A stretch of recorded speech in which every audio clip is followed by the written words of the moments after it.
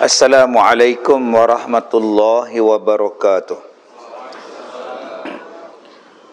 Bismillahirrahmanirrahim. Alhamdulillah. Wassalatu wassalam ala rasulillah wa ala alihi wa ashabihi ajma'in. Qala Allah ta'ala fi kitabihil karim. A'udzu billahi minasy syaithanir rajim. Ittabi'u ma unzila ilaikum mir rabbikum wala tattabi'u min dunihi awliya qalilan ma tadhakkarun. Asyhadu an la ilaha illallah wa asyhadu anna Muhammadan abduhu wa rasuluh wa nusalli wa nusallim ala rasulillah wa ala alihi wa ashabihi ajma'in. Terima kasih saudara pengacara majlis yang saya hormati seluruh barisan ahli-ahli jawatankuasa masjid, kepada pegawai-pegawai masjid, muslimin dan muslimat, mudah-mudahan dirahmati, diberkati oleh Allah Subhanahu wa taala. Alhamdulillah, seronok saya dengar suara pengurusi masjid slow ya. Tenang ya. Ini mesti jenis tak erti marahnya tuan ni. Nah, katalah apa pun insya-Allah tak marah ni tuan ni. Saya ni harap je nama Kazim. Kazim ni orang yang menahan marah di dalam hati. Tapi duk marah manja. Kan? Tak kena ni. Kazim ni nama dia ialah orang yang menahan marah di dalam hati. Baik, tuan-tuan yang saya hormati, Allah Ta'ala sebut di dalam Al-Quran, di dalam surah Al-A'raf juzuk yang ke-8. Ada yang dah hafal dah? Juz 8 hafal? Juz 8?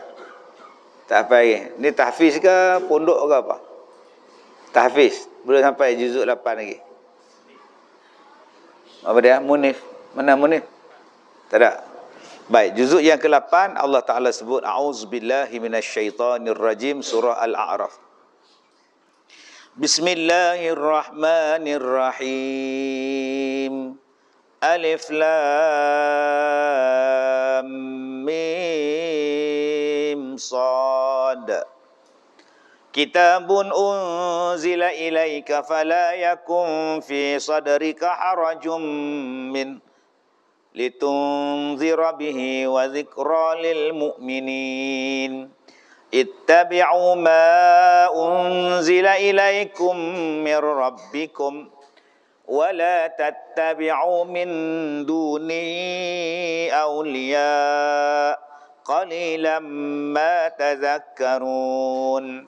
Wa kam min qaryatin ahlaknaha faja'aha ba'suna bayatan aw hum qailun fama kana da'wahum idh ja'ahum ba'suna illa an qalu inna kunna zalimin. Boleh sambung lagi? Tak apa lagi. Fala nas'alan, tayah tuan-tuan, itu musabaqah nama dia tuan-tuan. Okey. Kita ni kalau hafal Quran je automatik, bila hafal Quran je gini. Badan jadi goyang. Waktu saya belajar dulu, kalau tak goyang badan, ustaz marah. Dia tak boleh duduk tegak. Dia nak goyang tu dia kena, dia nak hafal tu dia kena goyang tu. Bila tanya apa siapa, senang masuk, senang ingat.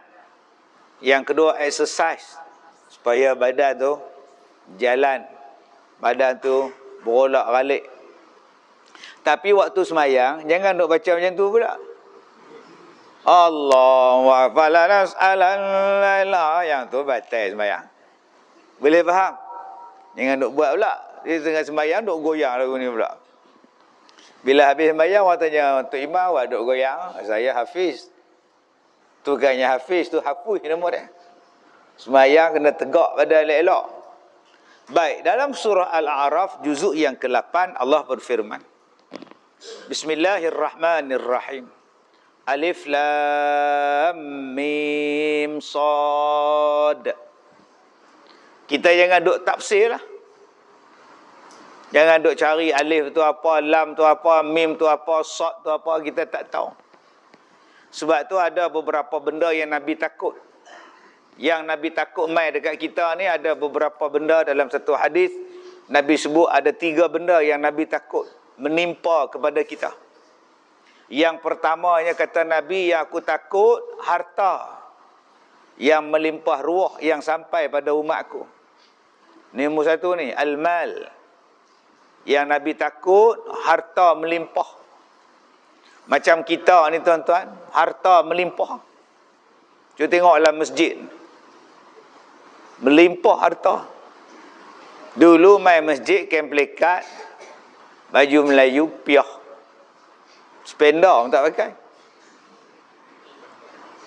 Sekarang main masjid, handphone 2, jam, cincin, CCTV, kamera, kunci kereta, kunci motor. Itu baru dalam masjid. Melimpah ruah ada harta ni. Belum pergi ke rumah ni. Pinggan saja beratus. Akorok, akopal, kelorok. Televisyen saja 3. Di dapur pun ada. Abuan mak ngah nak masak sambil tengok TV.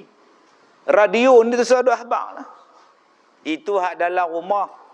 Cuba tengok hak dalam lemari pula. Tudung bawai, tudung siakap. Siti Khadijah, Siti Aminah, Siti Latifah. Telekung saja. Buka-buka almari, runtuh. Rupa sejadah jatuh, timpa kita. Punya banyaknya sejadah. Asal orang balik Mekah, hadiah. Asal orang balik Mekah, hadiah. Tak pakai pun, tak sembahyang, simpan saja. Turun daripada rumah, keluar pintu, cuba tengok motor buah-buah. Anak sulung sebiji, anak nombor 2 sebiji. Hak ada je 4, kaki tak sampai, mau ada motor. Mewah. Oh. Nombor 2 yang Nabi takut apa dia? Orang menafsirkan Al-Quran. Sedangkan dia tidak ada ilmu untuk menafsirkan Al-Quran. Yang Allah Ta'ala sebut dalam Quran tu. Yang mengetahui kadang-kadang ayat yang kamu tak tahu tu. Kadang-kadang kita tak boleh nak tafsirkan ayat mutasyabihat. Yang tahu hanya Allah. Tapi hari ini ada manusia yang mentafsirkan ayat-ayat tu dengan beraninya. Yang ni yang Allah Ta'ala sebut di dalam Al-Quran. Wallazi anzala 'alaikal kitaba minhu ayatun muhkamat. Hunna ummul kitab wa ukhra mutasyabihat. Fa ammal ladzina fi qulubihim zayghun fayattabi'una ma tashabaha minhu ibtigha'al fitnah wa ibtigha'a ta'wilihi wa ma ya'lamu ta'wilahu illa Allah warasikhuna fil 'ilmi yaquluna amanna. Yang mengetahui benda itu hanya Allah. Contohnya apa? Alif lam mim sad. Siapa dia? Apa dia makna? Wallahu a'lam. Yang mengetahuinya hanya Allah. Tapi hari ini ada orang yang memberi tafsiran. Alif tu Allah, lam tu Muhammad. Macam-macam. Kau suka dia lah, dia nak bubuh apa pun. Sebab itu orang tanya kepada Sayyidina Ali. Orang tanya pada Ali bin Abi Talib. Wahai Ali, apakah makna Yasin? Apa makna Alif Lam Mim? Sayyidina Ali menjawab, yang mengetahuinya hanya Allah. Maka janganlah kamu duk bertelagah. Apa makna Yasin? Apa makna Alif Lam Mim? Apa makna Alif Lam Ra? Dan sebagainya. Yang kamu kena kajinya ialah selepas Yasin itu. Selepas Alif Lam Mim itu. Apakah selepas Alif Lam Mim? Alif Lam Mim Sad. Apa dia? Selepas Yasin apa dia? Yang tu yang kena kaji. Yasin. Sambung. Tak apa ke? Tak apa. Wal Quranil Hakim. Selepas Yasin apa dia? Quran. Alif Lam Mim. Zalikal kitab. Selepas dia apa? Al-Kitab. Alif Lam Mim Sad. Kitabun unzila ilaik. Kitab. Alif Lam Ra. Tilka ayatul kitab. Taha ma anzalna alaikal qur'ana litashqa. Al-Quran. Kata Sayyidina Ali selepas alif lam mim, selepas alif lam mim sad, selepas alif lam mim ra, perkataan yang terbit selepas dia ialah wal Quran. Kalau bukan Quran, al-kitab. Faham? Makna kata Sayyidina Ali, janganlah engkau orang sibuk duk berkaji apa makna alif lam mim, apa makna alif lam ra, serahkan balik maknanya pada Allah. Tapi yang kamu kena tadabbur, yang kamu kena kaji ialah ayat nombor 2. Ayat nombor 2 tu ialah Al-Quran. Kalau tak Al-Quran, Allah gunakan perkataan kitab. Kaji yang tu lah. Orang kita suka kaji. Nun tu apa? Dia kata nun jauh. Nun jauh. Kalau tak ada jauh entah ni. Jadi tu saya duk kaji lah. Yang tu biarlah, serahlah pada Allah. Kita ni lemah. Kalau Allah bagi tahu, kita tahu. Kalau Allah tak habaq, kita bodoh. Hak pandai dia pun duk bodoh. Allah bagi tahu. Kalau kata pun nak main dengan ceramah kat ni. Allah bagi tahu pada kita, kita tahu. Kalau Allah tak bagi tahu, kita jadi bodoh. Sebab tu Allah Taala kata manusia ni bodoh. Jahula kata Allah. Kalau Allah bagi tahu, baru tahu. Kalau Allah tak habaq, duk lagu tu. Baik, zaluman jahula kata Allah. Manusia ni dua sifat dia. Satu zalim, satu lagi bodoh, jahil. Baik, tuan-tuan yang saya hormati, dalam ayat ni Allah Ta'ala sebut kepada kita Alif Lam Mim Sad. Jadi bila orang tanya, wallahu a'lam. Walaupun ada ulama-ulama tafsir yang memberikan maknanya pada huruf-huruf tadi, ada sesuai dengan kealiman mereka. Seperti perkataan Yasin. Ada ulama mengatakan ya tu wahai. Sin manusia. Wahai manusia. Yasin, wahai manusia. Tapi ada ulama kata Yasin maksudnya bukan wahai manusia. Yasin maksudnya apa? Wahai Muhammad. Yasin, wahai Muhammad. Maknanya nama Nabi Muhammad. Namanya ialah Yasin. Wal Quranil Hakim, demi ni Al-Quran yang bijaksana. Innaka laminal mursalin, sesungguhnya engkau wahai Muhammad adalah di antara rasul yang diutuskan. Sebab itu ulama-ulama tafsir mengatakan bahawa Yasin itu adalah nama lain bagi nama Nabi Muhammad sallallahu alaihi wasallam. Nama Nabi Muhammad ni tuan-tuan ada 201 nama. 200 nama lebih nama ni. Orang yang baik ialah orang yang mempunyai nama yang banyak, kata orang Arab. Semakin baik dia, semakin banyak nama dia. Nabi Muhammad ada 200 nama. Maknanya Nabi Muhammad tu waktu di zaman yang belum Islam sampai pun orang dah iktiraf dia adalah orang yang baik. Nama dia Ahmad. Nama dia Muhammad. Ahmad sekali dalam Quran disebut, Muhammad 4 kali disebut dalam Quran. Nama Muhammad orang tak pernah letak sebelum dia. Bayangkan satu negeri tak ada siapa yang teringat nama anak Muhammad. Lepas Nabi Muhammad lahir baru ada nama Muhammad. Allah simpan nama tu untuk Nabi kita. Tengok dalam kampung kita ni, pematang kerak telunjuk ni. Saya dulu duduk pi Kulim lepas dulu kat sini, permatang kerak telunjuk. Oi. Takut. Tak sangka hari ni boleh main masjid tuan-tuan. Alhamdulillah. Padahal duk lalu Semedang. Duk lalu tuan-tuan. Hari ni tuan-tuan main jemput saya. Alhamdulillah tuan-tuan datang. Bukan setakat tuan-tuan datang, ke Katu pun datang tuan-tuan ni. Subhanallah. Masya Allah, tabarakallah. Tuan-tuan, bila kita sebut nama tu, dalam kampung permatang kita ni, upah ramai nama yang sama. Ni hak dalam masjid kita ni, upah ramai nama hak sama. Zul Kepli, Zul Afnan, Muhammad, Ibrahim, semuanya ada nama. Tapi bayangkan satu negeri di Mekah tak ada orang pun nama Muhammad. Allah simpan, Allah jaga nama tu. Tak ada orang pun nama. Tak ada teringat, mak tak teringat, pak tak teringat. Inilah mulianya Nabi kita. Nama saja pun tuan-tuan dah menunjukkan kemuliaan. Jadi tuan-tuan, Allah Ta'ala sebut Yasin itu nama Nabi Muhammad. Kata Abdullah bin Abbas. Maka diletakkanlah nama Yasin, nama Nabi Muhammad.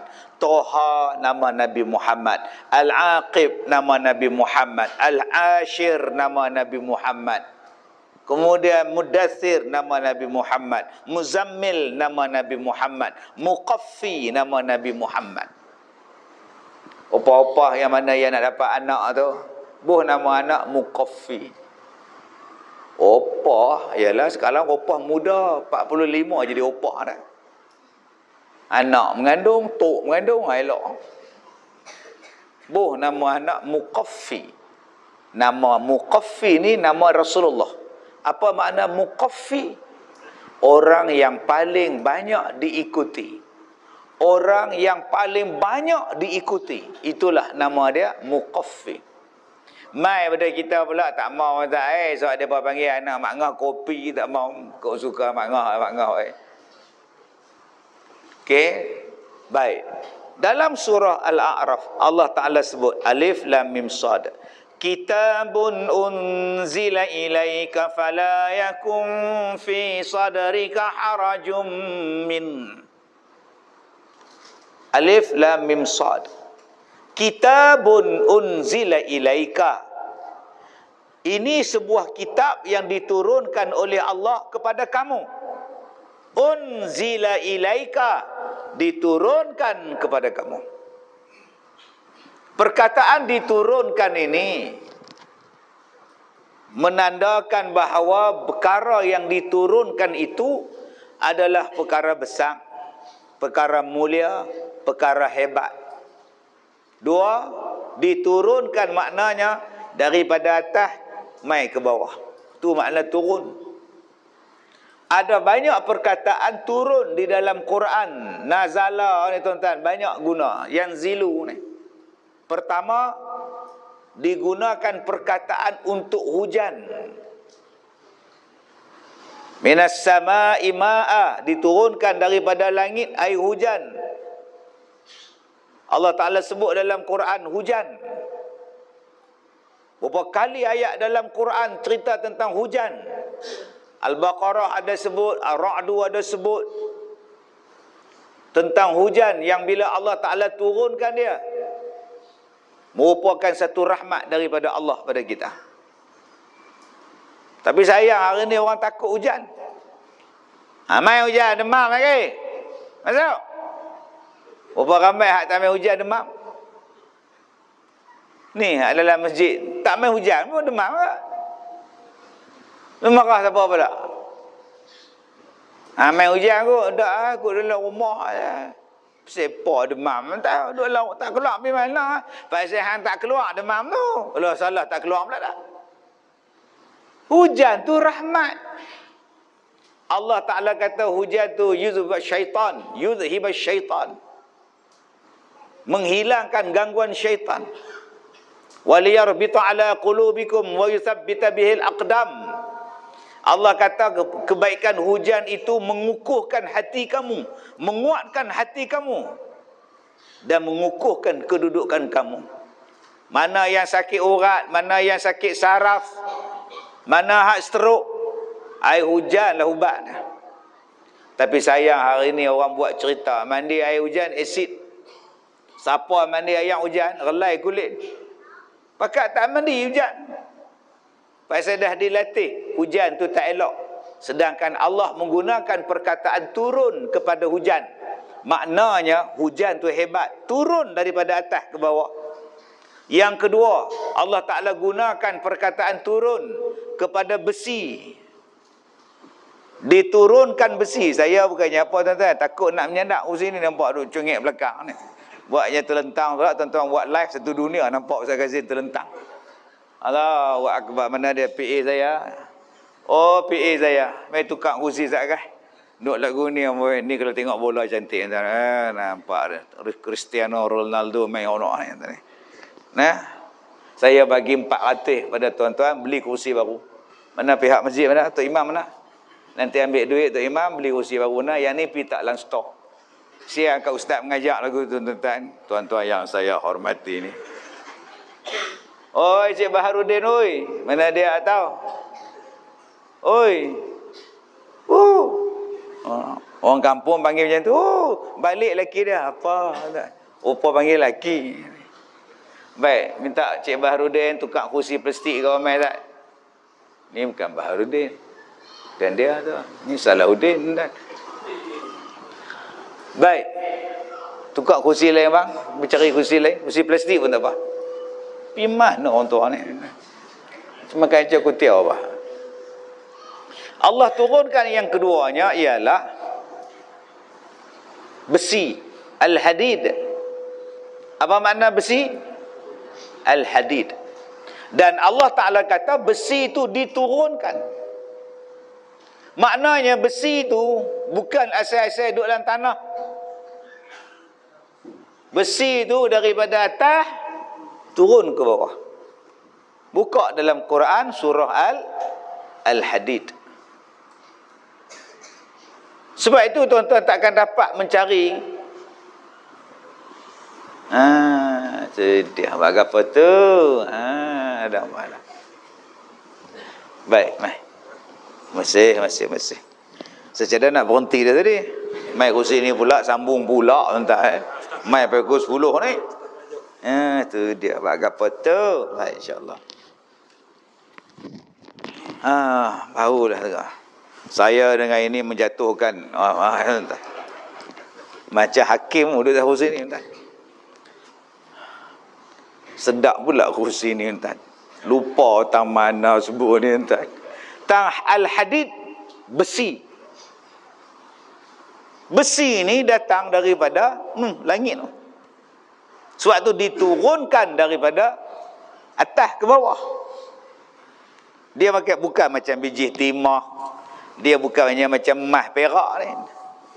Yang memang benda tu dah ada siap-siap dah dalam tanah ni. Tapi besi ni satu logam yang Allah turunkan daripada angkasa untuk kita. Sampai ada satu surah, nama dia surah besi. Kalaulah nama surah tu diletakkan nama dia, maknanya benda tu benda hebat. Besi tu dijadikan nama surah, maknanya besi tu hebat. Lembu betina tu dinamakan sebagai nama surah, maknanya lembu tu hebat. Kalau tak Allah tak letak nama surah, banyak benda lain Allah boleh letak lagi. Rimau hebat tak? Kalau rimau tu hebat, Allah pun namalah nama surah, nama Al-Asad, nama singa tak ada. Tapi lembu ada. Tuan-tuan bela singa bukan ada faedah. Hang bela berapa ekor mak singa? Ada 6 ekor. 2 bulan lepas tu kita cari dia. Tak ada tinggal singa, dia tak ada. Singa buat kenduri dalam tak. Tapi kalau kita bela lembu, hang ada berapa ekor? 6 ekor. Aku cadang nak pergi umrah, jual seekor lepas. Pergi umrah. Tinggal 5 hari, hang ada berapa ekor? 5 hari. Jual seekor dapat motor, buai 3 suku. Boleh pergi kerja.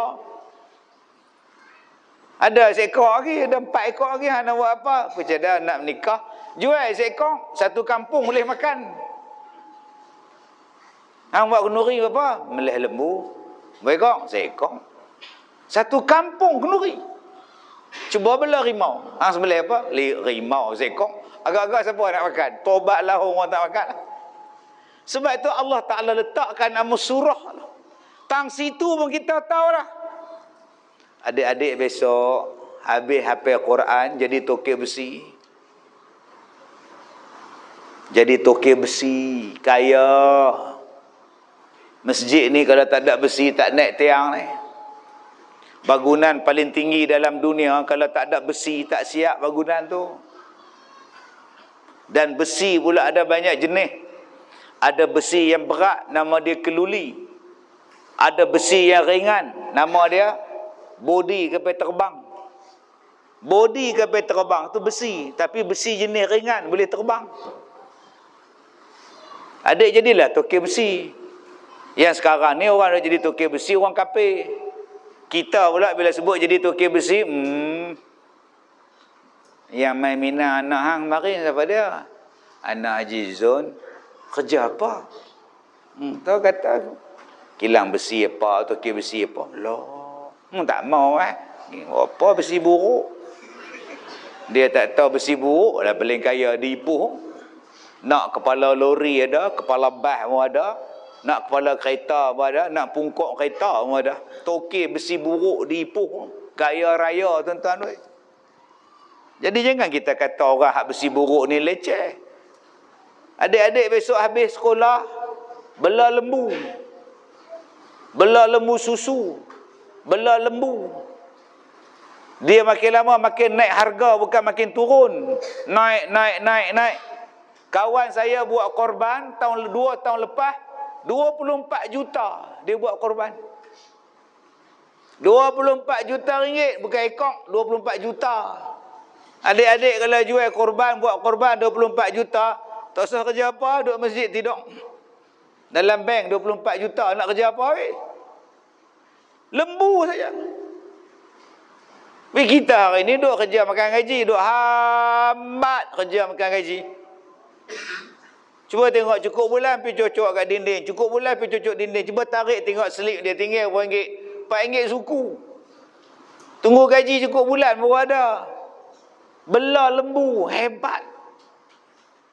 Tuan-tuan yang saya muliakan, Allah Ta'ala sebut dalam surah ini, kitabun, inilah sebuah kitab, unzila ilaika, yang diturunkan pada engkau. Tadi saya sebut hujan, saya sebut besi, saya sebut yang ketiga apa dia? Al-Quran diturunkan. Maknanya Al-Quran tu hebat. Perkataan yang diturunkan, yang digunakan oleh Allah lagi ialah sakinah. Diturunkan ketenangan. Maknanya ketenangan ni hebat. Orang yang tak tenang dia boleh jadi stres. Orang yang tak tenang tangan dia boleh jadi ketak. Orang yang tak tenang dia boleh jadi GERD. Orang yang tak tenang dia boleh jadi kencing manis. Orang yang tak tenang dia boleh jadi anxiety. Banyak orang ada penyakit kencing manis. Orang putih panggil diabetes. Pasal apa? Kalau tak kontrol, dia akan makan betis. Tu nama dia diabetes. Mati betis. Tak kontrol lagi, dia naik paha. Potong tanpa paha, die paha. Paha pun tak kontrol kat kencing manis, die. Tak pernah faham? Faham. Tak faham sudah. Banyak orang makan ubat kencing manis, tapi tak turun-turun. Pantang, tak turun-turun. Pasal apa? Hang tak cukup tidur. Tak cukup tidur pun mempengaruhi naiknya bacaan gula. Pasal apa tak cukup tidur? Tak boleh tidur. Pasal apa hang tak boleh tidur? Anxiety, stres, tak tenang. Maka cari ketenangan. Orang yang cari ketenangan, insya-Allah penyakit dia hilang. Penyakit yang sekarang ni berat ni tuan-tuan ialah penyakit anxiety. Dia boleh bunuh diri. Dia boleh jadi kemurungan. Dia boleh jadi bisikan dalam hati. Duk dengak main dalam hati. Dia kata ambil pisau, bunuh orang. Ambil pisau, tikam mak hang. Ambil bunuh. Dia ambil pisau, dia bunuh pak dah. Bila tanya awak hang bunuh, ada satu suara suruh saya bunuh bapak saya. Ni nama dia apa? Halusinasi. Dia duk dengar. Pasal pasal dia tak ada ketenangan. Sebab tu Allah Ta'ala kata, ketenangan ni aku bagi. Cari ketenangan tu. Di mana boleh dapat ketenangan? Ketenangan boleh dapat bila kita tak buat maksiat. Ketenangan kita boleh dapat bila kita ni buat ibadat. Tuan-tuan cuba tengok duduk dalam masjid ni, tenang, lapang duduk dalam masjid. Tambah dapat tiang pula, Allah lapang. Allah lapang lah. Tak tahu nak abang lah. Kena 15 minit pula, aircon tak kepala. Lena lah, tenang lah ustaz. Memanglah tenang. Orang yang buat ibadat ni dia tenang. Cuba tengok orang yang buat maksiat. Cukup bulan, pergi ke Siam, golok. Pergi cari golok, duk asah golok sana. Padahal batu asah dah di rumah. Dah pergi cari asah golok di golok. Tu jenis tu pula. Hak isap dadah ke? Bertukar jarum isap dadah. Mai berita. Dia pun tengok TV. Berita. Kementerian Kesihatan melaporkan peningkatan kes HIV AIDS di dalam negara kita pada 6 bulan pertama pada tahun ini. Ketua Pengarah Kesihatan berkata bahawa peningkatan HIV AIDS ini berpunca daripada hubungan seks secara rambang dan penagihan dadah, yakni bertukar jarum suntikan. Kalau kita tak buat benda tu, kita rasa apa? Kalau kita ni jenis baik, tak golok, tak apa semua ni, tambah tak menikah lagi. Yang tu ya. Tapi kalau kita pi golok, duk asah golok di sana, sudah. Minggu lepas aku pi, sudah. Kalau kita yang isap dadah, Allah, aku tiap-tiap hari tukar kongsi jarum dadah, kena AIDS kat aku, bah. Maknanya orang yang tak tenang ni sebab dia buat jahat.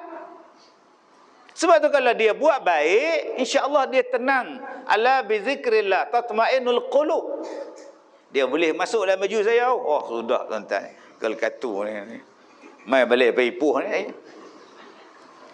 Tuan-tuan yang saya hormati. Allah Ta'ala kata, inilah sebuah kitab yang diturunkan kepada engkau. Maknanya apa? Tak ada siapa boleh challenge. Tak ada siapa boleh challenge. Sebab tu tuan-tuan, tak ada siapa boleh challenge binatang yang nama dia lembu. Nak cari daging paling bagus, batang pinang. Batang pinang dengan satu lagi apa? Dia ada dua. Tak, batang pinang, satu lagi remote teriak. Tuan-tuan. Ni hak cerita depa tak puasa. Duk makan apa nama? Mi tepi sungai ni. Selalu aku makan mi kari penuh dengan tekuk. Yang ni kali ni penuh dengan daging. Hang beli kedai mana? Ia kata, kongsi dengan masyarakat. Hang beli kedai mana? Penuh dengan daging. Mai kawan ni. Ni daging ni ada dua aja. Batang pinang dengan remote teriak. Remote teriak. Nampak ni. Hang beli kedai mana? Abang, kedai mana? Mi kari Ahok, kata dia. Sudah tuan-tuan. Kedai Ahok. Hak ni daging gepak ni tuan-tuan. Muntah gula balik ni. Tak puasa tapi bak makan cari hak halal kau, nampak tak? Babi belasah tak mau dah. Walaupun tak puasa, babi haram. Habis tu hang tak puasa tu. Ni cerita 18 puasa, 16 puasa tuan-tuan ni. Allah Ta'ala bagi binatang ni, lembu ni, daging dia boleh tahan bertahun. Bertahun. Gila ustaz ni. Bila masa bertahun? Bulan petik air. Bola hak bahagian beku. Macam batu keras. Makcik leha pula pergi rencik elok-elok buat serunding. Rencik elok-elok goreng 8 jam sama naik berterbang pergi Mekah 8 jam ngongang. Bolam botol Nescafe tu bertahun anak boleh makan dekat Australia. Anak pergi kursus kat Jepun, bawa serunding daging bertahun. Belum masuk lagi ubat yang datang daripada lembu. Belum datang lagi kulit yang datang daripada lembu. Belum datang lagi susu yang datang daripada lembu, adik-adik. Perniagaan susu lembu dalam setahun menghasilkan pendapatan $1 triliun Amerika. Tapi sayang, orang Melayu dah dibubuh satu pemahaman, bodoh macam lembu. Siapa belah lembu, bodoh. Pakat tak belah. Lepas ni adik-adik belah. Mereka kata, Ustaz, kalau belah lembu tak glamour. Pasal apa? Tak boleh pakai tie. Kita nak pakai coat masuk office. Apa salahnya belah lembu pakai coat? Pakai tie. Mana amat? Lada lembu tak ni. Apa masalah? Ni kitab Al-Quran ni paling hebat, tak ada siapa boleh challenge. Besi itu paling hebat, tak ada siapa boleh challenge. Tuan-tuan kata biji timah hebat, buat tiang daripada biji timah, tak kuat. Tuan-tuan kata emas tu mahal, buat tiang ni daripada emas, runtuh, dia bukan kuat. Besi ni tuan-tuan tak repuk duduk dalam tiang. Dia boleh buat bangunan paling tinggi dalam dunia, 824 meter tinggi dia. Naik besi panjang-panjang boleh duduk, subhanallah. Begitulah bila Allah Ta'ala kata, aku turunkan Quran pada kamu. Fala yakun fi sadrika haraj. Maka janganlah jadi dalam hati-hati kamu haraj. Sesak nafas. Bila dengar ayat Quran, sesak nafas. Bila dengar ayat Quran, tak cukup nafas. Adik-adik, nanti kalau rajin naik gunung, makin tinggi gunung tu kita daki, lama-lama kita akan sampai kepada oksigen yang makin nipis. Bila oksigen makin nipis, dia tak cukup nafas. Itu nama dia apa? Haraj. Orang kita panggil apa? Lemah. Tak ada udara. Adik-adik naik kapal terbang, ada udara dalam kapal terbang tu. Kan bila kita nak terbang, pramugari dia ajak kita. Apabila berlaku tekanan udara di dalam kapal terbang, pastikan anda nampak tak? Sila pakai pada diri anda dahulu sebelum pakai kepada orang lain. Nampak? Tabung oksigen akan berfungsi walaupun dia tidak berbunyi. Tak sini. Pasal apa kena ada oksigen? Sebab lemah. Bila tak ada oksigen dah lemah, tak cukup. Kata Allah, bila kamu dengar Quran, bila kamu baca Quran, bila kamu dengar hukum daripada Quran, jangan sesak nafas, jangan lemah, jangan haraj, jangan benci. Sebab ada orang yang kata bila kita baca dekat dia Al-Quran, dia jadi sesak nafas. Ni maknanya tutup aurat ni wajib. Dalam Quran kata wajib. Dia jadi lemah. Lemah gua. Nampak tak? Nampak? Maknanya dalam Quran membenarkan orang laki-laki menikah lebih daripada seorang. Lemah. Sudah. Dia jadi haraj. Kita ni kalau benda tu seronok pada kita, kita seronok. Tapi mai hukum, satu-satu hukum yang kita rasa kita tak mau. Ini penyakit kita ni. Macam abang-abang ni. Abang-abang ni bila cerita menikah dua seronok lah, tegak kepala. Hak Joh main dekat pasal apa? Pasal cerita bab menikah dua. Cuba cerita dekat anak dia perempuan, laki orang main minang anak dia. Ayah, hari depa Bali ni, kawan cik nak main minang cik. Awak main raya Hindu. Dia kata hak tu cuti pak oi, hari Ahad dia kerja. Hari Senayan cuti. Pak terima.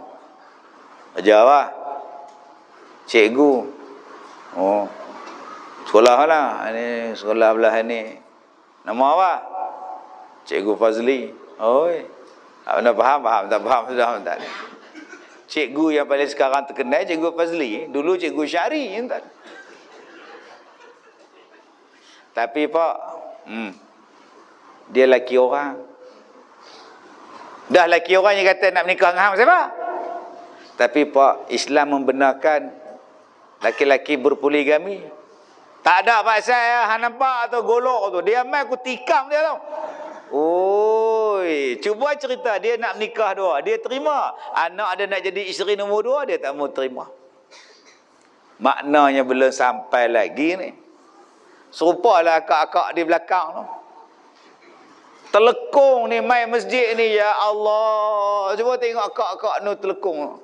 Stokin 2. Seluar panjang 1, seluar kecil 1. Baju dalam 1.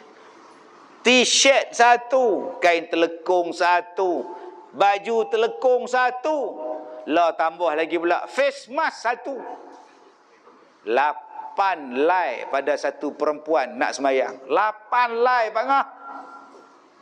Mak Ngah bukan kata 8 lai Ustaz. Kalau Tuhan kata 10 lai pun Mak Ngah pakai. Hangat pun Mak Ngah pakai. Ini perintah Allah Ustaz. Dia terima sungguh. Mai kata dia, lehau abang cadak nak menikah lain. Apa? Abang nampak golok tu, lagi rodok lagi kot. Oh, sudah tuan. Itulah kali terakhir laki dia main masjid. Tak mai dah lepas tu. Dia tengah duk tidur tu, isteri dia pergi ambil pisau, pergi potong. Habis tuan. Licin tak ada apa lah. Senang dia kata, siapa pun tak dapat. Gerak dia bagi. Mau lompat tak tahu nak habang lah. Pergi hantar hospital lah. Hantar hospital Kulim. Doktor kata cari balik benda tu, kok boleh sambung. Satu kampung cari dengan torchlight tak jumpa. Tu imam duk carilah. Tak ada lah dia hang punya ni. Tak ada harapan dia ganas sungguh tuan. Allah Ta'ala kata apa? Jangan haraj bila dengar Quran. Fala yakun fi sadrika harajum mimma. Jangan, litunzira bihi wa zikra lil mu'minin. Inilah kitab peringatan yang datang kebaikan pada kamu sebagai satu peringatan dan menjadi peringatan bagi orang yang beriman. Menjadi peringatan bagi orang beriman.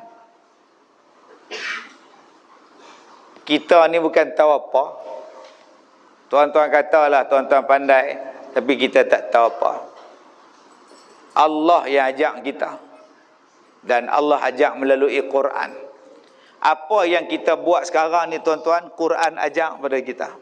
Supaya jalan jadi betul. Maka kata Allah, ittabi'u ma unzila ilaikum min rabbikum wa la tattabi'u min dunihi awliya. Maka ikutlah kamu apa-apa yang Allah telah turunkan kepada kamu. Jangan kamu ikut yang lain daripada itu. Qalilam ma tazakkarun. Tapi sayang, sedikit sangat yang mengambil peringatan. Sedikit sangat yang mengambil peringatan daripada benda ini. Allah kata ikutlah yang diturunkan oleh Allah pada kamu. Jangan ikut yang lain. Tapi sedikit yang mengambil peringatan ini. Maknanya ramai yang bantah Allah. Ramai yang bantah ini. Mudah-mudahan kita termasuk dalam golongan yang sedikit. Lepas ni tuan-tuan berdoa, ya Allah, jadikanlah aku daripada kumpulan yang sedikit. Ya Allah, jadikanlah aku daripada kumpulan yang sedikit. Sedikit apa pula Ustaz? Kita nak banyak lah boleh menang. Majoriti banyak lah bagus. Ni tak lama ni, marilah mari pergi mengundi. Jangan lupa kewajipan pada negara. Sampai boleh hafal lagu tu tuan-tuan. Dalam Quran kata, yang sedikit yang bersyukur. Qalilam ma tashkurun. Dalam Quran sebut qalilan ma tazakkarun. Sedikit sangat yang ingat kepada Allah. Sedikit sangat yang bersyukur. Sedikit sangat yang beriman. Sebab tu saya katakan tadi, ya Allah, jadikanlah aku golongan yang sedikit. Sedikit sangat yang sembahyang subuh berjamaah. Mudah-mudahan kita termasuk yang sedikit. Sedikit sangat yang suka dengan ilmu agama. Mudah-mudahan kita masuk yang sedikit. Sedikit sangat tuan-tuan yang yakin pada Allah. Kita masuklah dalam yang sedikit. Sedikit sangat yang nak kepada hukum Allah. Sedikit sangat yang nak pada hudud. Ikutlah yang sedikit. Yang banyaknya yang bantah, aku tak mau ambil yang bantah. Kalau kita faham betul-betul tuan-tuan, qalilan ma tazakkarun, sedikit sangat yang ingat pada Allah, sedikit sangat yang mengingati ya Allah, mudah-mudahan kita termasuk dalam sedikit itu. Subhanallah. Baik, dalam ayat ni Allah Ta'ala sebut, ikutlah apa yang Allah turunkan kepada kamu. Apa yang Allah turunkan pada kita? Pertama, Al-Quran. Ikutlah Al-Quran. Dua, Nabi Muhammad sallallahu alaihi wasallam. Ikutlah dua benda ni. Kata Allah, sedikit sangat yang nak ikut dua benda ni. Pertama yang kita nak ikut ialah Al-Quran. Yang kedua yang kita nak ikut ialah Nabi Muhammad. Dirangkumkan dua perkara ini dalam apa? Dalam satu perkataan, nama dia Islam. Ikutlah Islam, nescaya kamu selamat. Soalan dia tuan-tuan yang saya hormati, apa makna Islam? Apa makna Islam? Baik, Islam maknanya sejahtera. Islam maknanya selamat. Siapa yang masuk Islam, selamat. Siapa yang masuk Islam, ikut Islam, sejahtera. Satu, dua, tiga. Apa makna Islam? Islam maknanya menyerah diri kepada Allah. Ulang balik. Apa makna Islam? Engkau menyerah diri kepada Allah tanpa mempersoalkan apa-apa pun. Aku ikut saja apa yang Allah cakap. Itu nama dia Islam. Sebab tu as-salatu imaduddin, sembahyang tu tiang agama. Perkataan, perbuatan yang mula-mula kita sebut Allahu Akbar, Allah Maha Besar. Tangan macam mana? Allahu Akbar, dua-dua belah Allah. Kalau tuan-tuan tengok tangan ni, apa makna? Tuan-tuan tengok tangan ni, makna dia surrender. Angkat tangan, jangan bergerak. Nampak? Jangan bergerak. Nampak? Maknanya apa? Surrender. Ada tak bila gerak khas kata, jangan bergerak?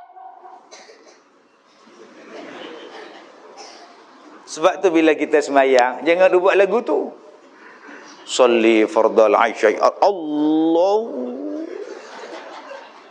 Ada tuan-tuan polis kata jangan bergerak. Kena tembak mampu. Bila kita sembahyang, Allah, aku serah diri pada Allah. Makcik-makcik pula, Allah, aku surrender padamu ya Allah. Kenapa bila sembahyang surrender pada Allah, luar pada sembahyang tak surrender? Salah tu. Luar dalam kena surrender kepada Allah. Luar dalam kena serah diri pada Allah. Sebab itulah makna Islam. Apa benda pun ikut. Tapi Ustaz, tapi apa? Iyalah kan? Iyalah apa?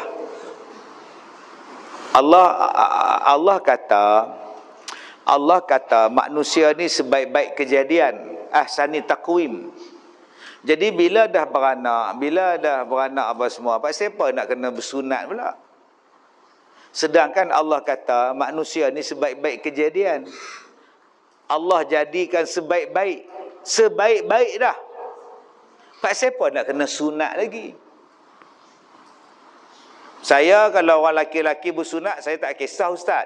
Ini anak perempuan saya, kenapa nak sunatkan dia? Nanti kita potong dia punya nafsu dia. Oi. Siap dekat orang perempuan. Saya kata dalam Islam yang bersunat pada orang perempuan hanya bahagian sikit saja disuruh buang, bukan hantarah sampai habis. Sikit saja. Tak sikit saja pun saya rasa berat lah ustaz. Nampak? Ni dia zaman sekarang ni. Dia tak masuk sepenuhnya dalam Islam. Udkhulu fis-silmi kafah. Maknanya dia belum faham apa makna Islam. Allah kah yang jadikan dia? Ya. Allah kah yang jadikan abang? Kan? Allah kan? Ya. Allah jadikan sebaik-baik bentuk kejadian kan? Ya. Itu yang saya tak nak buang tu. Itu yang saya tak nak sunat tu. Dan kalau saya tak nak sunat anak saya, ustaz nak kata apa? Saya kata, aku suka hamkan anak aku. Duli apa aku? Allah yang jadikan anak abang. Perintah bersunat itu, siapa yang perintahkan pula? Allah jadikan anak abang. Betul? Betul? Correct? Correct. Betul? Betul. Allah yang jadikan anak abang, Allah yang perintahkan dia disunatkan. So, orang putih kata, so what? Apa masalah? Allah yang jadikan anak abang, Allah yang perintahkan dia disunatkan. So what? Jadi malam ni dapat so what sudah. Hampir dengar ceramah Ustaz Kazim dapat apa? So what? Kalau hak tu pun tak dapat, bodoh orang tak. Allah jadikan kita, Allah yang suruh buat. So what? Ikut sajalah. Ikut sahajalah, itulah nama dia Islam. Tak usah bantah lah. Itulah nama menyerah diri. Yang ni orang tak boleh terima faham Islam tu. La yabqa minal Islam illa ismuhu tu. Tang situ lah. Dia hanya Islam pada nama lah. Allah kata, siapa yang potong tangan, mencuri. Siapa yang mencuri, potong tangan. Allah kan yang buat tangan? Ya. Tangan kita siapa buat? Allah. Yang mencuri siapa? Kita. Allah kata apa bagi orang mencuri? Potong tangan. So, potong je lah. Potong. Dia yang buat tangan, dia suruh potong. Pasal jahat mencuri. Kita pula, fikir pula. Tak, kita sebenarnya dalam kehidupan kita sebenarnya apa? Tak, kita tak boleh potong tangan orang ni, zalim lah, apa lah, suk tulang lah, suk tangan lah, apa semua ni. Dia balik-balik rumah dia, isteri kena rompak, kena ikat mulut kotor. Anak dia kena ikat, hak anak jantan kena belasah, lembek kena belasah ni. Barang mah hilang, duit hilang, kereta 3 biji hilang, 8 orang rompak rumah dah. Dia pun telefon Tok Imam, Imam rumah saya habis dah, rumah Tok Imam habis, Tok Imam satu kampung datang. Allah, aku kalau dapat orang ni kepelupuh, nampak tak? Aku kalau dapat siapa hak rompak rumah aku ni, seksa anak bini aku kepelupuh sungguh. Aku potong tangan dia. Direct, automatic, secara tak langsung dia sebut. Dapat aku siap lah, aku potong tangan dia ni. Ada tak dia kata, kalau lah aku dapat orang yang curi rumah aku ni, aku penjara 2 tahun. Ada entah. Ada dia sebut 10 tahun aku penjara. Taubat lahum tak ada. Balik-balik pula ada masjid. Di masjid bantah. Mana boleh. Ada pi sebat orang 100 kali, pi rejam orang, zina lah apa. Balik-balik ke rumah, anak dia kena rogol. Umur 12 tahun. Bukan kata anak dia saja kena rogol. Kambing hak depan rumah dia pun kena. Menung kambing tu. Pun kena. Celaka sungguh sebab dia. Kambing pun kena. Agak-agak apa perkataan yang pertama yang keluar daripada mulut bapak dia bila tengok anak dia kena rogol? Kalau aku dapat jantan keparak ni, aku bunuh dia. Dia tak akan sebut kalau aku dapat jantan keparak ni, aku penjara dia 20 tahun. Ada?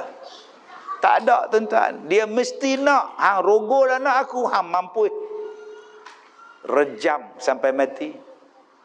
Mati budak ni rogol, pancung sampai mati Inilah dia peraturan. Peraturan itu peraturan siapa? Allah. Dengan sekali orang buat, dilaksanakan hukum, orang lain semua takut dah. Tapi berapa ramai yang belum lagi, tuan-tuan, nak merasakan Islam tadi ni. Bandingan Islam tu apa? Yang katakan menyerah diri itu apa? Isteri kita seminggu lewat haid, 2 minggu lewat haid, 3 minggu lewat. Bang, dah lewat 3 minggu. Pi beli COVID punya test. Isteri dia kata, abang ni test COVID. Saya punya pregnancy test. Oh, bukan sama. Malangnya dapat lelaki bodoh ni. Beli 2 lain. Besok pergi hospital, pergi klinik.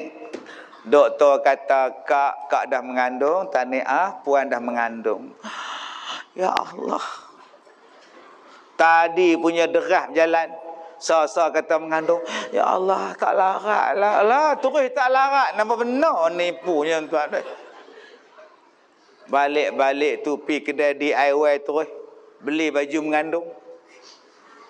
Tu bukan baju mengandung, bang. Tu baju hujan. Oh ya ke? Nampak kembang macam baju mengandung. Malang sungguhlah dapat lelaki bodoh ni. Tuan-tuan, baru tahu kemarin doktor kata mengandung. Hari ni isteri kita pakai baju maxi dah. Pergi kerja pakai baju mengandung. Mengandung ke? Mengandung. Padahal kemarin pakai seluar elok ya. Mula-mula dia boleh melompat. Mula-mula dia boleh berjalan derah. Tapi lepas tu wahnan ala wahnin. Wahnan ala wahnin. Susah di atas susah. Daripada kecil perut dia, lama-lama jadi besar. Susah atas susah, kata Allah. Pi mana pun duk bawa anak dalam perut, susah lah. Tidur tak boleh terlentang dah. Duk kona saja tidur ni. Mengiring kanan, mengiring kiri. Nak pi motong getah, kena bawa.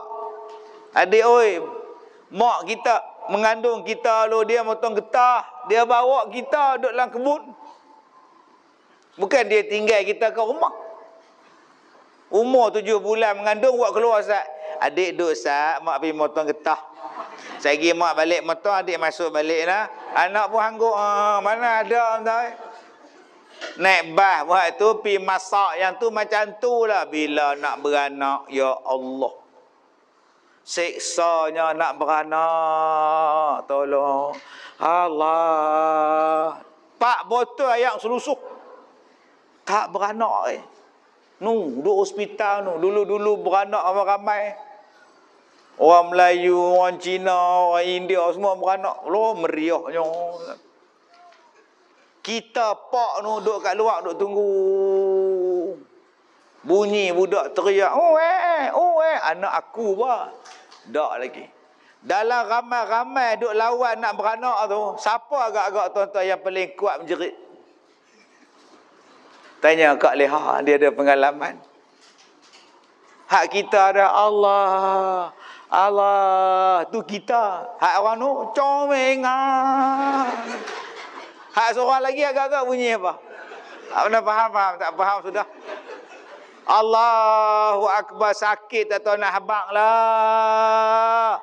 Celuh keluar budak tu, lega lah. Pun tidur terus. 2 jam lena. Tengok nurse Cina mai letak di sebelah. Hilang sakit tadi ni. Mai laki dia masuk, nurse Cina kata, "Abang sudah boleh ajan. Encik sudah boleh ajan." Pak tu pun ketak-ketak-ketak pergi ambil tu. Allahu Akbar, Allahu Akbar, Allahu Akbar. Cina boleh tanya, sudah tukar si kalang. Lepas tu dia tanya ada isteri dia. Sakit ke yang? Sakitlah bang. Doktor jahit banyak bang oi. Cik tak larat lah. Cik tak mau dah anak. Kalau abang nak anak lagi, abang lah beranak, cik tak mau dah lah. Tu kata teruk beranak tu. Tapi anak ni makin lama makin comel. Potong rambut cukok lah, kepala licin. Pipi ni macam kuih pau. Oh seronoknya. Oh tangan lengan ni macam roti pau. Berketuk-ketuk macam roti tu, ya Allah. Paha tu, ya Allah, macam ayam. Rasa nak gigit, ngap. Seronoknya. Anak tadi boleh berjalan. Kita suruh dia pergi ambil bantai, jenis pak, jenis malasnya. Adik, ambil bantai kat papa. Budak tu pun heret lah. Pak malas nak tengok bola. Bila anak tu besar pula, boh lah raga. Pak wak naik motor keliling kampung. Oi, seronoknya ada anak. Tiba-tiba Allah kata, wahai Ibrahim, sembelih anak kamu. Allah kata pada Nabi Ibrahim, sembelih anak engkau. Dahlah susah mengandung, dahlah sakit beranak, dahlah anak tu comel, dahlah anak tu boleh buat kawan, dahlah anak tu boleh buat teman, boleh buat suruh. Datang perintah Allah kata, Ibrahim, sembelih anak engkau. Tanya kat isteri dia, macam mana Hajar? Perintah Allah bang, buatlah. Bayangkan kalau akak jadi isteri Nabi Ibrahim, macam mana aja? Abang tak rasa. Abang ingat senang ke beranak tu bang? Abang tak rasa kita teruk beranak lah. 9 bulan duk bawa dia senang-senang nak sembelih. Sudah entar. Pi tanya dekat Nabi Ismail, budak kecil. Wahai anakku Ismail, aku bermimpi Allah menyuruh aku menyembelih engkau. Apa pendapat engkau wahai Ismail? If'al ma tu'mar ya abi. Buatlah apa yang Allah perintah wahai bapakku. Ismail boleh cakap macam tu padahal dia nak kena sembelih.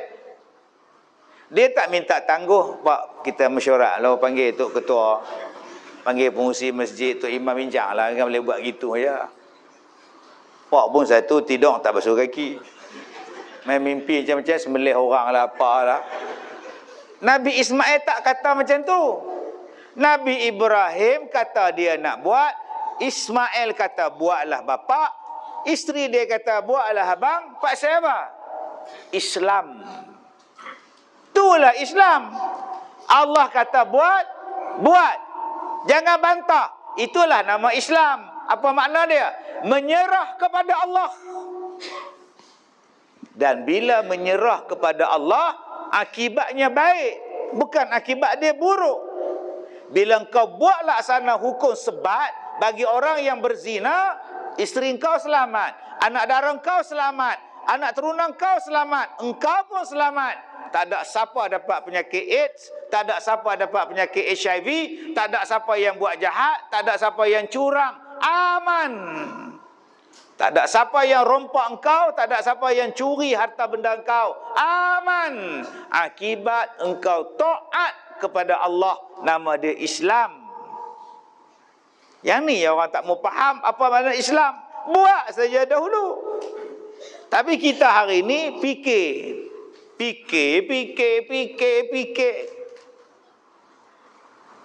Akhirnya ayat ketiga surah Al-A'raf kita tak ikut, Quran kita tak ikut. Yang kedua yang kita nak ikut tu apa? Nabi Muhammad sallallahu alaihi wasallam. Ayat ni baru nak masuk tajuk ni, Mauludun Nabi ni.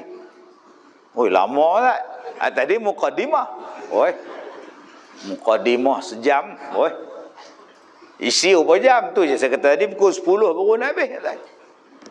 Ini baru nak masuk tajuk dia. Yang tadi mukadimah, nak sampai tang sini ni punya jauh pusing. Tak boleh bantah Allah, tak boleh bantah Quran. Serupa itulah tak boleh bantah Nabi Muhammad sallallahu alaihi wasallam. Tak boleh bantah. Tak, kalau saya bantah Nabi Muhammad jadi apa kat saya? Bukan jadi kat hang, jadi kat kami. Kalau kita bantah Nabi, bukan jadi kat hang ya. Semua negeri jadi. Akan tunggu, bala akan sampai dengan sebab engkau bantah Nabi engkau. Di dalam Al-Quran ada 114 ayat menceritakan tentang umat-umat Nabi yang terdahulu. Kaum Ad, kaum Thamud, kaum Madian, kaum Lut, kaum Musa dan sebagainya. Ada 114 ayat mengatakan bahawa umat yang terdahulu lagi canggih daripada kita. Tuan-tuan balik buka di dalam Al-Quran, Allah Ta'ala cerita kepada kita. Terlalu banyak ayat di dalam Quran yang menceritakan umat dahulu asyadda minhum quwwah, mereka lagi dahsyat kekuatannya daripada kamu. Mereka lebih memakmurkan bumi lebih daripada kamu. Allah Ta'ala sebut mereka memakmurkan bumi ni lebih daripada kita. Sebab tu kalau tuan-tuan rajin, kita semua ada TikTok, kita semua ada internet, kita semua ada YouTube. Ada orang kata ni haram ustaz, benda-benda ni haram. Haram kalau hang tengok benda-benda haram. Pas mayang maghrib buka TikTok, buka main dengan sebelah isteri duk panjang tengkok duk tengok gambar. Tengah duk tengok tu keluar gambar perempuan seksi. Hei, ya Allah, apa ni pakai lagu ni? Astaghfirullahalazim. Oi, marah dia tuan. Bini duk sebelah. Tak marah je mana. Apa nak jadi orang lah ni? Hei, teruk sungguh abang. Itulah kata Allah. Isteri pun pergi ke dapur masak nasi. Dia cari balik, tak mana. Dia gagal duk cari balik gambar tadi. Tuan-tuan kalau cari benda haram jumpa. Sebab tu saya pun main TikTok, tapi saya buat cerita hak baik. Saya tarik orang dakwah, saya tarik orang mengaji, saya tarik orang cinta masjid, saya tarik orang mai kuliah. Kesan daripada TikTok ni laju tuan-tuan. Saya tak heran bila anak-anak muda saya sekarang ni punya ramai yang mai kuliah saya sebab dia join TikTok. Jenis stopper semua ni. Tak faham, tak faham dah. Geng stopper, jedak-jeduk. Masjid pun kena ada juga TikTok. Tok imam pun kena main TikTok tak? Tapi jangan pakai sepeda saja. Aduh, ni bukan imam kita ke? Jangan. Cuba tuan-tuan Google dalam internet. Apa benda yang mereka jumpa dalam kubur-kubur, dalam makam-makam orang-orang yang dulu-dulu. Mereka jumpa dekat dinding tu gambar helikopter, gambar kapal terbang, gambar kereta kebai, gambar kapal selam. Ada dekat dinding gua tu. Yang dilukis di dinding gua tu nama dia Raqim dalam bahasa Arab. Dalam bahasa Melayu Raqam. merakamkan album, merokamkan album. Dia rakam di situ. Di mana ayat Ar-Raqim? Di dalam surah Al-Kahfi ayat 10. Am hasibta anna ashabal kahfi war-raqim kanu min ayatina ajaba. Adakah kamu menyangka golongan 10, golongan ashabul kahfi itu dan Ar-Raqim yang mereka tulis di gua itu adalah benda yang hebat? Jangan, kata Allah, tak hebat tu. Am hasibta anna ashabal kahfi war-raqim, apakah kamu menyangka pemuda gua dan Ar-Raqim itu tanda-tanda kekuasaan yang hebat? Allah kata tak hebat lagi, ada lagi yang hebat. Yang Ar-Raqim itulah yang ditulis di gua, yang mereka sembunyikan, yang mereka jajah masuk dalam negara-negara Islam, mereka cari binatang itulah. Yang Mak Saleh masuk di negara-negara Islam, dia menjajah negara Islam. Dia bukan cari rempah mak ngah hoi. Dalam buku sejarah kata Portugis datang ni nak mencari rempah ratus. Tuan-tuan ingat Bruno Fernandes tu nak makan mi kari ke? Dia nak cari rempah ke? Tuan-tuan ingat Cristiano Ronaldo orang Portugis tu nak cari halba ke? Mereka mai ke negara kita, mereka mai ke negara Islam sebab mereka nak mencari tamadun orang Islam yang telah hilang beribu-ribu tahun dahulu. Tamadun itu ada dalam tanah, ditimbus. Tamadun itu ada dalam gua, tamadun itu ada dalam piramid, ada dalam piramid, dan piramid ni tuan-tuan ada di seluruh dunia. Bukan hanya ada di Mesir. Piramid ada di seluruh dunia. Kerana ketamadunan pada masa itu sangat hebat. Bila mereka mengetahui akan berlakunya kehancuran besar-besaran, maka mereka mula menyimpan segala khazanah di dalam piramid yang kukuh tadi, supaya ilmu itu tidak hilang. Itu cerita piramid. Dia bukan cerita kubur. Dia bukan kubur. Dia tempat menyimpan khazanah kemajuan dunia. Sebab mereka ni waktu itu mereka maju. Mereka tahu satu hari akan musnah dalam banjir yang besar, dalam kemusnahan yang besar. Mereka simpan supaya teknologi tak hilang. Nanti boleh bangkit balik, tengok teknologi, majukan balik dunia. Sebab itu mereka datang ke seluruh dunia mencari teknologi. Mereka jumpa, mereka bawa balik ke negara mereka, dan negara mereka menjadi maju. Itulah nama dia Perancis. Negara yang dipanggil revolusi perindustrian. Negara yang membawa revolusi industri menjadi moden. Bermula di Eropah. Di mana? Di Europe. Di mana? Di Britain. Di mana? Di British. Di mana ni? Di Perancis. Di Jerman. Maka negara-negara ini mengambil harta daripada umat Islam di seluruh dunia dan mereka menjadi maju. Mereka bawa balik harta tanah Melayu balik ke England, mereka majukan England. Mereka bawa balik khazanah orang Melayu, mereka belajar tentang tamadun orang Melayu. Dan mereka kata orang Melayu bodoh, orang Melayu tak reti nak buat jarum, kami yang pandai. Maka mereka jadi kaya dan mereka kuasai dunia. Mereka boleh buat kapal terbang, mereka boleh buat kapal selam, mereka boleh buat bom, mereka boleh buat senjata, mereka boleh buat kapal terbang. Balik buka dalam sejarah tuan-tuan, Allah Ta'ala sebut bahawa umat dahulu kala lebih canggih daripada kamu, tapi dihancurkan. Kenapa dihancurkan? Kerana mereka menentang dan membunuh nabi-nabi mereka. Tuan-tuan buka dalam surah Yasin. Mereka bunuh 3 nabi. Mereka bunuh 3 nabi. Masya Allah. Dalam surah Yasin tu. Faja'a min aqsal madinati rajulun yas'a Qala ya qaumi ittabi'ul mursalin. Ayat tu turun pasal apa? Depa tangkap 3 nabi ni. Id arsalna ilaihimus. Baca kan ayat tu?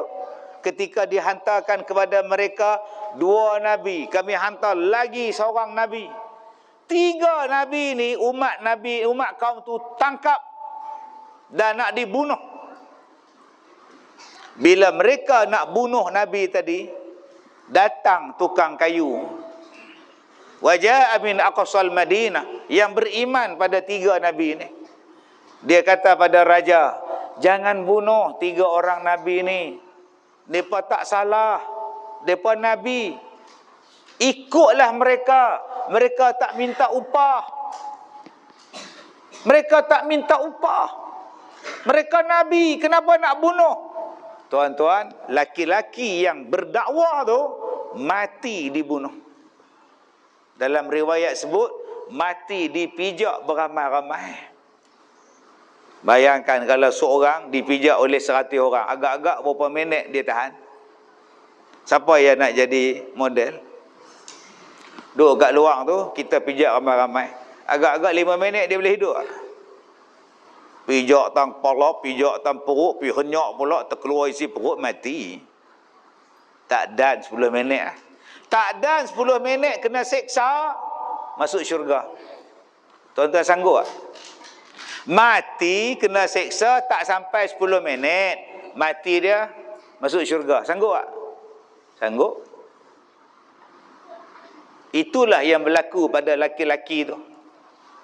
Akhirnya dia mati. Terus tuan-tuan, malaikat pergi ambil roh dia, naik ke langit. Tunjuk kediaman dia dalam syurga. Punya seronok hamba Allah ni. Buka dalam surah Yasin. Dia nak selamatkan 3 ni. Akhirnya 3 nabi ni dibunuh. Apa jadi pada penduduk itu? Apa jadi pada negeri itu? Balik buka. Allah Ta'ala datangkan kepada mereka satu letupan, satu gegaran yang menimbuskan mereka. Habis lingkup terus. Seolah-olah mereka tak pernah hidup dalam negeri itu. Tuan-tuan, balik buka satu tempat, nama dia Pompei. Buka sejarah satu tempat, nama dia Pompei. Pompei ni ada satu gunung, nama dia Gunung Vesuvius nama dia. Gunung berapi ni, dia meletup dan menimbunkan seluruh rakyat Pompei. Tak ada apa-apa, tak ada tanda bom bagi sekali. Hamka dalam kitab dia kata, kisah Pompei sama sebiji macam kisah surah Yasin. Mereka ditimbus hidup-hidup. Dan sekarang orang menggali Pompei itu. Orang gali nak buat pembangunan, mereka jumpa kota Pompei. Dan mereka jumpa mayat-mayat yang masih elok. Mayat yang masih elok, yang sedang minum, mati. Yang sedang berzina, mati. Yang sedang meliwat jantan dengan jantan, mampus. Balik tuan-tuan, buka patung-patung, bukan patung, mayat-mayat yang diselaput oleh gunung berapi, yang sekarang menjadi bahan sejarah. Tuan-tuan boleh pergi tengok di Itali, nama dia Pompei. Allah ranapkan satu negeri, tamadun hilang. Allah kata orang dulu lagi canggih pada engkau, tetapi mereka bantah Nabi mereka, Allah ranapkan. Tuan-tuan bayangkan banjir. Tuan-tuan pernah dengar perkataan sehelai sepinggang? Sehelai sepinggang. Ustaz, saya tak ada apa, Ustaz, rumah saya habis semua, tak ada apa, Ustaz, sehelai sepinggang, Ustaz, tak ada apa, Ustaz, di belakang semua ada air. Habis saya tak ada apa semua lah. Selai sepinggang saya. Itu nama dia selai sepinggang. Dia mai bah, dia bawa kepala ayak, dia hancur semua. Itu baru kepala ayak. Kepala ayak ni dia turun pada atas, dia bawa kita hanyut segala rumah. Hak tak kena, tak kena. Hak kena teriak kayu balak menghentam rumah. Terapung habis kereta tu, duk berenang kereta tu habis. Tak tahulah kereta saya pergi mana, tak tahu saya. Tak tahu nak kata apa saya. Rezek saya pun hilang saya. Habis. Itu baru setakat kepala ayak. 2 jam je. Banjir Nabi Nuh satu dunia. Banjir Nabi Nuh satu dunia. Kepala ayak dia satu dunia. Ayak daripada tanah naik, ayak daripada langit turun, berhimpun, hentam orang dalam dunia. Yang selamat satu kapal. Satu kapal selamat. Depa bantah Nabi Nuh, satu dunia Allah balun. Nampak? Nasib baik Nabi Nuh tu tak bantah Allah. Hei Nuh, buat kapal atas bukit. Cuba Nuh tu duduk di pematang kerak telunjuk. Nuh, buat kapal. Buat kat mana? Tu atas bukit tu, tak mana berapa orang? Hang seorang lah. Pasal buat atas bukit pula. Buat saja lah, banyak cakap hang ni. Tak ada saja tanya lah buat saya atas bukit ni. Ingat senang nak usul naik atas bukit tu. Kalau orang lain tolong tak apa, ni aku seorang. Itu Nuh pematang kerak telunjuk. Kalaulah Nabi Nuh lagu tu, habis semua. Tapi bila Allah kata Nuh, buat kapal atas bukit, baik. Itulah Islam. Siapa tolong saya? Seorang hang. Baik. Dia tak letak jawatan. Tulis surat tu. Letakkan jawatan sebagai Nabi. Pecah kaca, pecah gelas, harap, lepas pecah harap balas. Kalau Nabi Nuh tulis macam tu, mampu tuan. Buat kapal. Seorang-seorang pompang. Wa alwahin wa dusur. Buat daripada paku dan kayu. Paku dan kayu. Buat kapal. Buat kapal daripada paku besi. Buat kapal daripada kayu. Maknanya orang dulu dah buat rumah. Kita belajar dalam sejarah bodoh tu, orang dulu duduk dalam gua. Masa bila? Orang dah buat kapal lah. Kapal itu besar pula tu. Bukan sampan, tangkap udang tu. Bukan. Kapal. Tapi kita duduk belajar dalam sejarah, orang dulu-dulu bodoh. Duduk dalam gua pakai syawat. Ini semua lawan Quran, tuan-tuan. Bercanggah dengan Quran. Nabi Nuh buat kapal, orang duk kutuk. Nuh gila. Dia tak kata apa. Dia tak kata. Kita kalau orang ejek macam tu, berhenti. Bila banjir datang, Nuh selamat. Ada tak Nuh kata, siapa gila sekarang? Padam muka. Wah, tak ada Nabi Nuh macam tu. Dia panggil pula, main naik. Degil pergi sudah tak mau naik. Itulah Nabi nak menyelamatkan. Tuan-tuan cuba fikir. Saya nak ajak tuan-tuan fikir.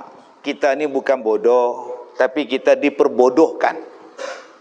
Adik-adik ni muda, fikir tu nama dia tadabbur. Mentadaburkan Quran, fikir. Adik-adik, ni Kak Leah hak depan ni Blackpink ni. Dia lah siapa hari orang Blackpink depan tu. Cikgu sekolah ke apa tu. Kita fikir. Kapal Nabi Nuh ada 3 tingkat. Atas, bawah, tengah,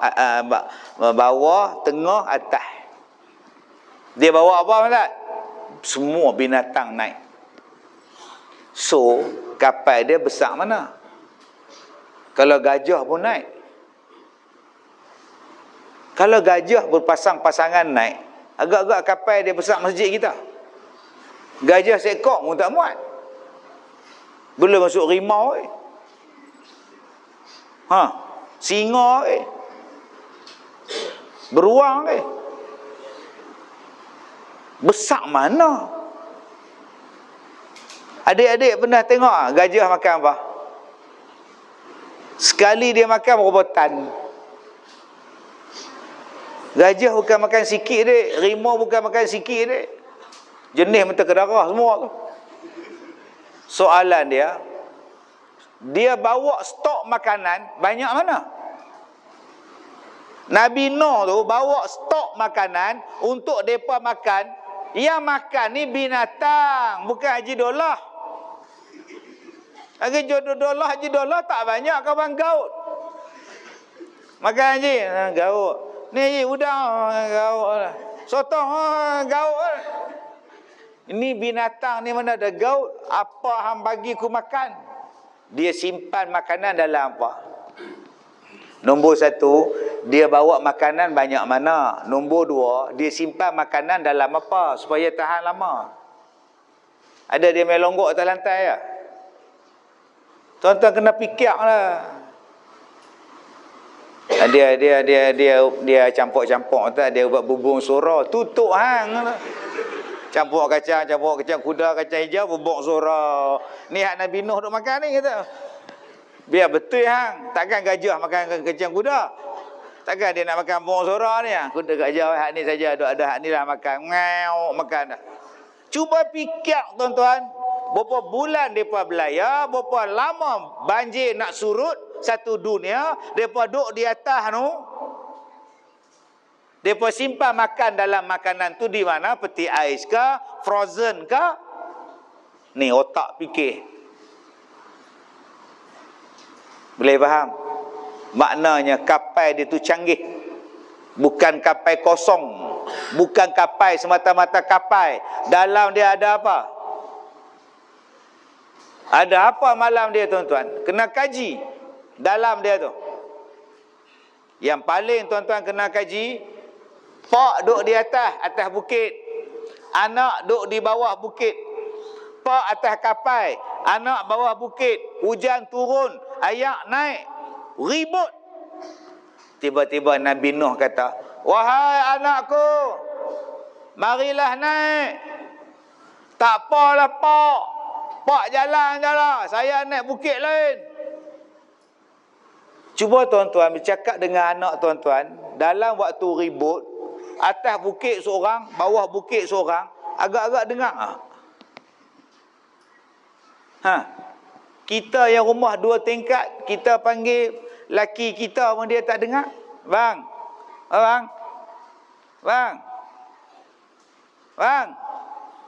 Pak hang buat apa?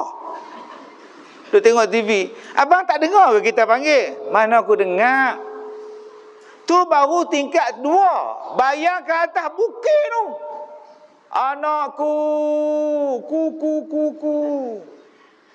Mailah naik. Ada tak tuan-tuan? Boleh tak kalau saya kata tuan-tuan, Nabi Nuh AS ni, main naik kah? Naiklah hujan ni. Lagi banjir, hang tak boleh duduk main naik. Tak apalah, ya, tak ada apa. Tak. Boleh tak saya kata dia boleh guna benda ni zaman tu? Cuba fikir. Allah kata orang dulu lagi maju daripada kita. Tapi teknologi dia hilang. Kemajuan tu pupus. Sebab apa? Sebab Allah murka. Pasal apa Allah murka? Sebab mereka membantah nabi-nabi mereka. Soalan dia, kita bantah Nabi Muhammad, Allah murka. Punya teruknya kita bantah. Tapi kenapa Allah belum turun balak lagi? Sebab Nabi Muhammad doa pada Allah, "Ya Allah, janganlah engkau turunkan balak kepada umat aku seperti mana balak yang telah ditimpakan kepada umat-umat sebelum aku yang mereka bantah nabi-nabi mereka.